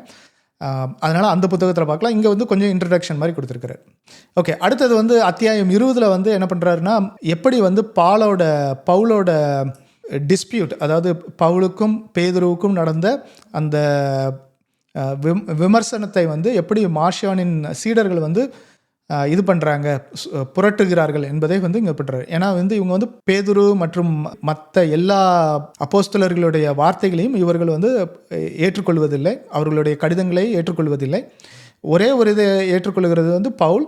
அந்த பவுலோட கடிதங்களையும் சில இதை வந்து அவங்களே மாற்றியிருக்காங்க. ஸோ அவங்க என்ன சொல்கிறாங்கன்னா, பேதுரு வந்து தவறு பண்ணினார், பவுல் வந்து அதை சுட்டி காட்டி உண்மையான கடவுளை நோக்கி காட்டினார் அப்படின்னு அவங்க வந்து இது பண்ணுறாரு. ஸோ இதுக்கு வந்து அவர் நிறைய எக்ஸ்பிளனேஷன் கொடுத்துருக்காரு. உங்களுக்கு வந்து வேணும்னா 1 கொரிந்தியர் 15:11 பவுல் வந்து என்ன சொல்லியிருக்காரு அப்படிங்கிறத பாருங்கள் அப்படின்னு சொல்லியிருக்காரு. அங்கே என்ன வாசித்தீங்கன்னா, ஆகையால் நானாகிலும் அவர்களாகிலும், அதாவது மற்ற அப்போஸ்தலர்களாகிலும் இப்படியே பிரசங்கித்து வருகிறோம், நீங்களும் இப்படியே விசுவாசித்திருப்பீர்கள் அப்படின்னு சொல்லி பவுலும் நானும் மற்ற அப்போஸ்தலர்களும் ஒன்றா தான் ஒரே இதை தான் பிரசங்கம் பண்ணி வருகிறோம் அப்படிங்கிறத வந்து சொல்கிறத வந்து இவர் வந்து விளக்கி காட்டுகிறார். அடுத்த அத்தியாயம் 21 எடுத்திங்கன்னா, அதில் வந்து என்ன பண்ணுறாங்கன்னா, இவர் வந்து பவுல் வந்து ஏன் இந்த புதிய கடவுளை பற்றி எந்த கட்டளையும் கொடுக்கவில்லை அப்படின்னு கேட்குறாரு. அதாவது வந்து இப்போ நீங்கள் பவுல் வந்து அதாவது மார்ஷியன்ட்ட கேட்குறாரு, பவுல் வந்து நீங்கள் சொல்கிறீங்க உங்களுடைய கடவுளை தான் சொன்னார், 2 கடவுள் இருக்காருன்னு சொன்னீங்களே, அப்படின்னா இந்த புதிய கடவுளை பற்றி ஏன் வந்து பவுலோட கடிதங்களில் ஒன்று கூட இல்லை அப்படின்னு கேட்குறாரு. அதுக்கப்புறம் சங்கீதம் 2 வந்து சுற்றி காட்டுகிறார். அதுக்கப்புறம் வந்து என்ன சொல்கிறாருன்னா, எங்களுடைய ட்ரெடிஷனில், அதாவது எங்களுடைய இந்த சபையில் இதுவரைக்கும் நாங்கள் வந்து சிலர் விக்கிரகங்களுக்கு படைக்கப்பட்ட உணவை சாப்பிடுவதை பற்றி விவாதித்தனர். அதாவது என்னென்னலாம் டிபேட்ஸ் நடந்துச்சு, அந்த காலத்தில் என்னென்ன டிபேட்ஸ் நடந்துச்சு, 2000 வருடங்களுக்கு முன்னால், 1800 வருடங்களுக்கு முன்னால் என்னென்ன டிபேட்ஸ் நடந்துச்சு கிறிஸ்தவர்களுக்குள்ள அப்படின்னு பார்த்தீங்கன்னா, சிலர் வந்து என்ன பண்ணியிருக்காங்கன்னா, விக்கிரகங்களுக்கு படைத்த உணவை சாப்பிடலாமா இல்லையா அப்படின்னு கேள்வி கேட்டிருக்காங்க போல இருக்குது. அதுக்கப்புறம் பெண்கள் முக்காடு போடலாமா இல்லையா அப்படின்னு இது பண்ணியிருக்காங்க. டெர்ட்டுலியன் வந்து ரொம்ப தீவிரமான ஆள். அவர் வந்து முக்காடு போடலாமா வேண்டாமா அப்படின்னு ஒரு தனி இதை எழுதியிருக்கிறார். ஸோ அதை பற்றி இன்னொரு இதில் வேணால் பார்க்கலாம். அதுக்கப்புறம் சில பேர் வந்து திருமணம், விவாகரத்து அதை பற்றி விவாதித்திருக்காங்க. அதுக்கப்புறம் சிலர் வந்து உயிர்த்தெழுதல் அப்படிங்கிறத பற்றி விவாதித்திருக்காங்க. ஏதோ ஒரு டிபேட் இருந்திருக்கு, என்னன்னு தெரில. அவர் என்ன சொல்ல வர்றாருன்னா, இதெல்லாம் ஓகேப்பா, இதெல்லாம் கூட நம்ம செகண்டரியாக எடுத்துக்கலாம், ஆனால் கடவுள் யார் அப்படிங்கிற கொஸ்டினே யாரும் கேட்டதில்லை, இதை இந்த மார்ஷியன் வந்து தான் இப்படி கிளவி விட்டுட்டான் அப்படிங்கிறத வந்து அவர் சொல்கிறாரு. ஓகே, அதுக்கு அடுத்தது வந்து கம்ப்ளீட்டாக கியர் ஷிஃப்ட் பண்ணுறாரு. இப்போ வந்து அத்தியாயம் 22 வந்து இதில் தான் முக்கியமானது. இது வரைக்கும் வந்தது எல்லாமே வந்து அவங்களுடைய பிலீஃப்ஸில் எதெல்லாம் ஓட்டை இருக்குது அப்படிங்கிறது கொஞ்சம் லாஜிக்கலாகவும் கொஞ்சம் தியாலாஜிக்கலாகவும் வந்து அவர் வந்து காட்டுறாரு. இந்த இடத்துல வந்துட்டு அவர் வந்து என்ன சொல்ல வர்றாருன்னா, கடவுளுக்கு வந்து குட்னஸ், அதாவது நன்மை, அது வந்து எப்படி இருக்கணும் அப்படிங்கிறத வந்து இங்கே சொல்ல வர்றாரு. ஏன்னா வந்து மார்ஷியன்ஸோட இது வந்து கடவுள் வந்து நன்மையானவர் மட்டும் அப்படின்னு சொல்லியிருக்காங்க. இங்கே வந்து அவர் வந்து கொஞ்சம் அதோட பண்பை எப்படி அப்படிங்கிறத பார்க்கலாம் அப்படிங்கிறாரு. நற்குணம் வந்து ஒரு கடவுளின் ஒரு அடிப்படை பண்புங்கிறார். அதை வந்து எல்லாருமே ஒத்துக்குவாங்க இல்லையா? சரிப்பா, ஆமாம், கடவுள் வந்து நற்குணம் இருக்கணும், அப்படி இல்லாதவரை வந்து நம்ம கடவுள் வந்து சொல்ல மாட்டோம், தீமையினோட கடவுளை வந்து கடவுள்னு சொல்ல மாட்டோம் அப்படின்னு வந்து நம்ம ஒத்துக்கலாம். மார்ஷியன்ஸும் ஒத்துக்குவாங்க இல்லையா? ரெண்டாவது வந்து என்ன சொல்கிறாருன்னா, கடவுளின் பண்பு ஒருபோதும் செயலற்றதாக இருப்பதில்லை. அதாவது கடவுளுக்கு இருக்கக்கூடிய இது வந்து எப்போவுமே ஆற்றல் மிக்கது, அவருடைய இது வந்து எப்போவுமே குறைந்து போகாது. அதை தான் வந்து இங்கே சொல்ல வர்றார். ஸோ அப்போ வந்து நற்குணம் வந்து எப்போவுமே குறைந்து போகக்கூடாது. நற்குணம் மட்டும் இல்லை, எந்த குணமும் வந்து தொடக்கமும் இருக்கக்கூடாது, முடிவும் இருக்கக்கூடாது. அது கடவுளின் பண்பு இல்லையா? அப்படின்னா மார்ஷியோனின் கடவுள் ஏன் ஆரம்பத்திலிருந்தே தனது நற்குணத்தை காட்டவில்லை? இது என்ன கொஸ்டின்னா, கடவுள் வந்து ஒரு படைப்பின் கடவுள்னு சொல்கிறீங்க, அவர் ஒரு ஈவில் வந்து கிரியேட் பண்ணுறாருன்னு சொல்கிறீங்க, அதாவது இந்த உலகத்தை கிரியேட் பண்ணுறாருன்னு சொல்கிறீங்க. அதுக்கப்புறம் பல வருடங்களாக வந்து எகிப்துக்கெலாம் போகிறாங்க, மக்கள் கஷ்டப்படுறாங்கன்னுலாம் சொல்கிறீங்க. அந்த இதெல்லாம் வந்து இந்த மார்ஷியோனின் கடவுளுக்கு வந்து நற்குணம் இருந்துச்சுன்னா, நீங்கள் சொல்கிறபடி அதெல்லாம் ஈவல்னா ஏன் அந்த தனது நற்குணத்தை காட்டி ஃபஸ்ட்டே வந்து இது பண்ணலை அப்படின்னு கேட்குறாரு. இவரோட கொஸ்டின் என்னென்னா, இயேசு கிறிஸ்து வந்து பழைய ஏற்பாட்டில் உள்ள இதை நிறைவேற்ற வருகிறார் அப்படிங்கிறதுக்கு அடிக்கலம் இங்கே வந்து போடுறாரு. அதுக்கப்புறம் வந்து அது வந்து கடவுளுடைய குட்னஸ் வந்து ஒரு நற்குணம் வந்து ஒரு நேச்சுரல் திங், ஒரு அடிப்படை இது அப்படின்னு சொன்னார். இப்போ வந்து இங்கே வந்து ஒரு ரேஷனல் குவாலிட்டி, ஒரு பகுத்தறிவு சார்ந்தது அப்படிங்கிறத வந்து நிரூபிக்கிறார். ஏன் அப்படின்னா பகுத்தறிவு இல்லாமல் ஒரு இதை நல்லது என்று அழைக்க முடியாது. பகுத்தறிவு இருந்தால் மட்டும்தான் ஒரு இதை வந்து நல்லதுன்னு சொல்ல முடியும். இப்போ நீங்கள் ஃபார் எக்ஸாம்பிள் நீங்கள் வந்து வானத்துலேருந்து கீழே விழுறது வந்து நல்லதுன்னு நீங்கள் சொன்னீங்கன்னா அது பகுத்தறிவு மூலமாக நம்ம வந்து இல்லை அது தப்புப்பா, அது கீழே விழுந்தீங்கன்னா செத்து போயிடுவேன் அப்படின்னு சொல்லுவோம். அதே மூலமாக தான் இங்கே வந்து சொல்கிறாரு, எல்லா நன்மையும் பகுத்தறிவுள்ளாக்குவது நீதி தான். அதாவது எல்லாமே வந்து ஒரு ஒரு நன்மையை பகுத்தறிவு உள்ளாக்குவது நீதி தான். அதாவது ஒரு ஜட்ஜ்மெண்ட் இல்லாமல் வந்து எதுவுமே வந்து லாஜிக்கலாக இருக்காது, ரேஷனலாக இருக்காது அப்படின்னு இங்கே சொல்ல வர்றாரு. அதுக்கப்புறம் வந்து அவர் என்ன சொல்ல வர்றாருன்னா, மார்ஷியனின் கடவுள் வந்து மனித குலத்தை வந்து ஒருபோதும் ஒரு பொருட்டாக இது பண்ணலை. ஏன்னா அவர் வந்து படைக்கவில்லை, உலகத்தை படைக்கலை, அதுக்கப்புறம் ஒரு மனுஷனை படைக்கலை. அப்படி இருக்கும்போது அவர் எப்படி மனுஷன் மேலே கருணை காட்ட முடியும்? அவர் வந்து ஒரு மனிதனை அவருடைய உண்மையான எஜமான், அதாவது படைப்பின் கடவுளிலிருந்து பிரித்து எங்கேயோ கொண்டு போய் தன்னை வழங்க வைக்கிறதற்காக வந்திருக்கிறார். அப்புறம் எப்படி அவரை வந்து ஒரு நல்ல கடவுள்னு சொல்ல முடியும்? அது ஒரு ரேஷ்னலாக இல்லையே, ஒரு பகுத்தறிவாக இல்லையே. அவருக்கு எந்த ஒரு ரீசனுக்காக அவர் வந்து மனிதன் மேல் காப்பாற்ற வருகிறார் அப்படிங்கிறத கேட்குறார். அதுக்கப்புறம் வந்து அந்த குட்னஸ், இது வரைக்கும் ஃபஸ்ட் என்ன சொன்னார், மார்ஷியன் கடவுளுக்கு குட்னஸ் வந்து நேச்சுரலாக இல்லை, அதுக்கப்புறம் ரேஷ்னலாக இல்லைன்னு சொல்கிறாரு. அதுக்கப்புறம் அந்த இருக்கிற அந்த குட்னஸும் வந்து கம்ப்ளீட் இல்லை அப்படின்னு சொல்ல வர்றாரு. இதை வந்து எப்படி சொல்ல வர்றாருன்னா, ஒரு கடவுள் உண்மையிலே நல்லவராக இருந்தால் அவர் அனைவருக்கும் நல்லவராக இருக்க வேண்டும். இந்த பாயிண்டில் வந்து நம்ம புரிந்து கொள்ள வேண்டியது என்னென்னா, மார்ஷியானோட டீச்சிங் படி அவருடைய கடவுள் வந்து காப்பாற்ற போகிறது வந்து மற்ற ஜென்டைல் பீப்புள்ஸ் மட்டும்தான். அதாவது ஜென்டைல் பீப்புள்ஸ் அப்படின்னா யூதர்கள் இல்லாத மக்கள் மட்டும்தான். இந்த மார்ஷியானோட டீச்சிங் படி ஆபிரகாம், ஈசாக், மோசே அவர்கள் எல்லாமே வந்து நரகத்திற்கு சென்று விடுவார்கள். ஏன்னா வந்து அவர்கள் வந்து அந்த படைப்பின் கடவுளின் மேல் விழுந்து விட்டார்கள் அப்படின்னு அவருடைய இது. அவங்கள வந்து இந்த கடவுள் இவருடைய கடவுள் வந்து காப்பாற்ற போவதில்லை. இவருடைய இது வந்து ஜென்டைல்ஸ், யூதர்கள் இல்லாதவர்களுக்கு மட்டும்தான் இது அப்படின்னு இவர் சொல்கிறார். ஸோ அப்போ வந்து இவர் என்ன சொல்கிறாருன்னா, அப்படின்னா ஒரு பாரபட்சம் காட்டக்கூடிய இவர் வந்து எல்லாருக்குமே உண்மையிலேயே நல்லவராக இல்லை. அதனால் வந்து அதுவும் வந்து ஒரு இன்கம்ப்ளீட்டாக இருக்குது, அது ஒரு நிவர்த்தி அடையாத இதாக இருக்குது அப்படின்னு சொல்கிறாரு. அதாவது ஒரு பக்கம் உள்ள மக்கள் மட்டும்தான் காப்பாற்றப்படுகிறாங்க அப்படின்னு சொல்கிறாரு. ரெண்டாவது வந்து அந்த இதுலேயும் கூட அப்படி காப்பாற்றப்படுவர்கள்னு சொல்கிற இந்த கதையில் கூட அவங்களுக்கு வந்து ஒரு கம்ப்ளீட்னஸ் இல்லை. ஏன்னா வந்து அவங்க சொல்கிறது வந்து ஆத்துமாக்கள் மட்டுமே ரட்சிக்கப்படுகின்றன, ஆனால் அவர்களுடைய சரீரங்கள் வந்து இழக்கப்படுகின்றன. ஏன்னா அவங்களுடைய இதுபடி சரீரம் வந்து ஒரு பேர்டன், அந்த சரீரத்தில் எல்லாமே தீங்கு அப்படின்னு நினைக்கிறவங்க சொன்னால் அது வந்து இழக்கப்படும் அப்படின்னு சொல்கிறாரு. ஸோ அதனால் வந்து அதுவும் ஒரு இன்கம்ப்ளீட்டுங்கிறாரு. அதுக்கடுத்த பாயிண்டில் வந்து என்ன சொல்கிறாருன்னா, இந்த ஆத்மா தான் வந்து இந்த சரீரத்தை பாவம் பண்ணுகிறதுக்கு தூண்டுகிறது. ஆனால் அந்த ஜட்ஜ்மெண்ட் வந்து, அந்த நியாயம் வந்து, அந்த பனிஷ்மெண்ட் வந்து எதுக்கு கிடைக்குன்னா இந்த சரீரத்துக்கு கிடைக்கிறது. அதனால் அதுவும் ஒரு தப்பான இது. ஒரு நல்ல கடவுள் இருந்தால் அவர் ஒரு முழு நபரையும் காப்பாற்றுவார். ஸோ முழு நபர் அப்படிங்கிறது வந்து இங்கே வந்து நம்ம ஸ்கிரிப்சர் படி பார்த்தீங்கன்னா பாடி அண்ட் ஸ்பிரிட் இல்லையா, ஆத்மாவும் சரீரமும், அது இல்லாமல் வந்து முழு நபர் ஆகாது. ஓகே, அடுத்தது வந்து god is not just pure goodness. இதில் தான் வந்து அவர் என்ன பாயிண்ட்டை சொல்ல வர்றாருன்னா, கடவுள் வந்து வெறுமன குட்னஸ் மட்டும் இல்லை, அந்த ஒரு குணத்தை மட்டும் நீங்கள் பார்த்தீங்கன்னா உங்களால் இது பண்ண முடியாது அப்படிங்கிறத வந்து சொல்ல வர்றார். அதை வந்து அந்த மார்ஷியான் கடவுளோட இது வழியாகவே நிரூபிக்கிறார். எப்படின்னா, ஒரு கருத்து வேறுபாடு வரும்பொழுது தான் வந்து வெறுப்பு, கோபம் மற்றும் ரக்தி எல்லாமே வரும். இவை எல்லாம் ஒரு இதை வந்து மற்றொன்றை எதிர்க்கும் போது எழுகின்றன அப்படிங்கிறார். அதாவது இப்போ வந்து நீங்கள்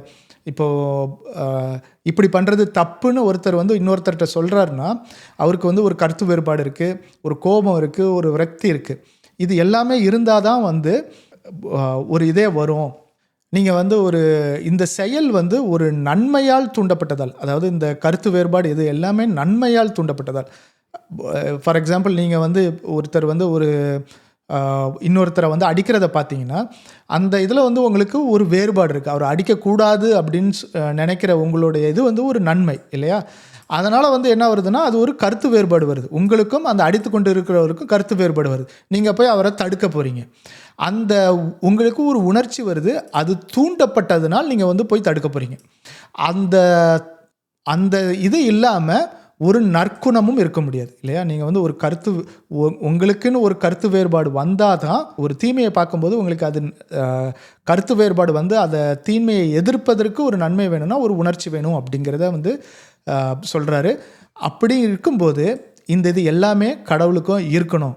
அப்படி இல்லை அப்படின்னா அது கடவுள் இல்லை. ஒரு கடவுளுக்கு வந்து ஒரு ஜட்ஜ்மெண்ட் இல்லைன்னா, ஒரு ஆங்கர் இல்லை அப்படின்னா, அதாவது நியாயமான கோபம், ஒரு ரைச்சியஸ் ஆங்கர் இல்லை அப்படின்னா அவர் கடவுளாக இருக்க முடியாது அப்படிங்கிறத வந்து இங்கே விளக்குகிறார். அத்தியாயம் 26 வந்து என்ன சொல்கிறாருன்னா, நம்ம அப்போ பார்த்த எக்ஸாம்பிள் மாதிரி தான். ஒரு உணர்ச்சி இல்லைன்னா, ஒரு தீங்கு பண்ணும்போது, மற்றவர்கள் தீங்கு பண்ணும்போது அந்த கோபம் வந்து அவர் அந்த தீங்கை எதிர்க்கவில்லை என்றனா, இப்போ ஒரு போலீஸ் இருக்காருன்னா, அந்த போலீஸ் வந்து ஒரு தப்பு நடக்கும்போது அதை தட்டி கேட்டு அந்த ஒழுக்கத்தை கொண்டு வரலைன்னா, அங்கே வந்து எந்தவித தார்மீக தர்மத்தையும் எந்தவித லாவையும் இது பண்ண முடியாது. இங்கே வந்து மோரல் லாவையும் இது பண்ண முடியாது. கடவுள் பண்ணலைன்னா நிறுத்த முடியாது அப்படின்னு சொல்கிறாரு. ஸோ அதுக்கப்புறம் வந்து என்ன சொல்கிறாருன்னா, அவர் வந்து ஒரு குறிப்பிட்ட செயலை விரும்பவில்லைன்னு சொல்கிறாருன்னு வச்சுக்கோங்க. ஒரு கடவுள் வந்து உங்ககிட்ட வந்து சொல்கிறாரு, எப்போ நான் வந்து நீங்கள் மதுபானம் அருந்துவதை எனக்கு பிடிக்கலை, நீங்கள் அதை ஸ்டாப் பண்ணணும்னு சொல்கிறாரு. ஆனால் நீங்கள் மதுபானம் அறிந்த போதும் அவர் வந்து எந்தவித எதிர்ப்பும் காட்டவில்லை என்றால், அவர் வந்து ஒரு அலட்சியமாக இருக்கிறார். அப்படின்னா அதுக்கு ஒரு அர்த்தமே இல்லையே அப்படின்னு சொல்கிறாரு. என்ன சொல்கிறாருன்னா, ஒரு தேவன் வந்து ஒரு பாவத்தை தடை செய்கிறார். ஆனால் அது நடக்கும்போது அதற்கு எதிர்மறையாக செயல்படவில்லை என்றால் அவர் வந்து ஒரு பலவீனமாக காட்டப்படுவார். இப்போ வந்து ஒரு அப்பா வந்து ஒரு பையன் தப்பு செய்யும்போது அதை தட்டி கேட்கலன்னா ஒரு பலவீனமாக தெரியப்படுவார் இல்லையா? அந்த மாதிரி இங்கே வந்து அவர் சொல்கிறார். அத்தியாயம் 27 வந்து இவர் வந்து என்ன கேட்குறாருன்னா, ஏன் தடை பண்ணப்பட்டது, அவரால் அந்த கடவுளால் தடை பண்ணப்பட்டதை இவர் ஏன் வந்து கேட்க முடியலை அப்படிங்கிறதுக்கு வந்து நிறைய கொஸ்டின் கேட்குறாரு. ஒரு முக்கியமான இது பார்த்தீங்கன்னா, ஒரு ட்ரூ ஃபாதர் அப்படின்னு பார்த்தீங்கன்னா, he must be both loved and feared. அதாவது இந்த ஃபியர் பார்ட் வந்து ரொம்ப இம்பார்ட்டன்ட் அப்படிங்கிறத வந்து சொல்ல வர்றாரு. அதுக்கப்புறம் பார்த்தீங்கன்னா, ஒரு ஒரு துன்மார்க்கன் வந்து ஜட்ஜ்மெண்ட் ஃபேஸ் பண்ணும்போது அவங்க வந்து இந்த மார்ஷியன் கோட்பாடு படி என்னென்னா, அவங்க வந்து சிம்பிளி அவங்க வந்து அழிக்கப்பட்டு விடுவார்கள். அவர்களுக்கு வந்து பனிஷ்மெண்ட் எதுவும் கிடையாது, அவர்கள் அழிக்கப்பட்டு விடுவார்கள் அப்படின்னு சொல்கிறாங்க. இவரோட கொஸ்டின் வந்து என்னென்னா, அதுவும் ஒரு ஜட்ஜ்மெண்ட் இல்லையா, நீங்கள் அழிக்கப்படுவீங்கன்னு சொல்கிறீங்களே, அதுவும் ஒரு ஜட்ஜ்மெண்ட் இல்லையா அப்படின்னு இவர் கேட்குறாரு. அதுக்கப்புறம் வந்துட்டு அத்தியாயம் 28 வந்து இவங்களோட இது வந்து ஹெல் அப்படிங்கிறது கிடையாதுங்கிறாரு. இவர் ரொம்ப சிம்பிளாக அப்படிங்கிற ஒரு டீச்சிங்கே மீனிங்லெஸ் அப்படின்னு சொல்லி எக்ஸ்பிளைன் பண்ணுறாரு. இவரோட கொஸ்டின் என்னென்னா, அந்த கடவுளால் ஒரு தப்பு பண்ண சின்னர்ஸ் துன்மார்க்கர்களை டீல் பண்ணுறதுக்கு ஒரு வழி இல்லை அப்படிங்கிறத இவர் கேட்குறாரு. இவங்களோட டீச்சிங் படி என்ன பண்ணுவாங்கன்னா, இந்த பழைப்பின் கடவுளோட ஹெல்லுக்கு தான் வந்து அந்த சின்னர்ஸ்லாம் போகணும் அப்படிங்கிறாங்க. அப்படின்னா இவரோட கொஸ்டின் வந்து, அப்படின்னா உங்களோட கடவுளுக்கு ஒரு வழி கூட இல்லையா, என்ன பண்ணணும்னு அவருக்கு தெரியலையா அப்படின்னு கேட்குறாரு. அத்தியாயம் 29 வந்துட்டு மேரேஜஸ் பிளஸ்ஸட் அப்படிங்கிற, மேரேஜ் வந்து ஒரு ஆசீர்வதிக்கப்பட்ட காரியம் அப்படின்னு வந்து இது சொல்கிறாரு. அதுக்கப்புறம் வந்துட்டு நிறைய கிண்டலாக வந்து ஏன் அப்படி மேரேஜை வந்து அவங்க எதிர்க்கிறாங்க அப்படிங்கிறதுக்கு கேட்டுட்டு நிறைய இது சொல்கிறாரு. அதை படித்து பார்த்தீங்கன்னா இன்னும் நல்லாயிருக்கும். இந்த இடத்துல வந்துட்டு ஃபைனலாக ஒரு சொல்கிறது வந்து என்னன்னா, இந்த மேரேஜ் பண்ணக்கூடாது அப்படின்னு அவங்க வந்து ஃபஸ்ட்டே வந்து கட்டளை கொடுத்துருந்தாங்கன்னா, மேபி இந்த மார்ஷியன் கூட பிறந்திருக்கவே மாட்டான், அப்போ நம்மளுக்கு இந்த பிரச்சனையே இருந்திருக்காதப்பா அப்படின்னு சொல்லி இந்த புத்தகத்தை முடிக்கிறாரு. இந்த புத்தகங்களை வந்து நீங்கள் தமிழ் கிறிஸ்டியானிட்டியில் போய் டவுன்லோட் பண்ணி படிக்கும்படி அனைவரையும் கேட்டுக்கொள்கிறேன். இந்த வீடியோவை பார்த்ததற்கு மிகவும் நன்றி. இயேசு கிறிஸ்துவின் நாமத்தினாலே அனைவருக்கும் வணக்கம் கூறி விடைபெறுவது சாமுவேல் ஜேக்கப்.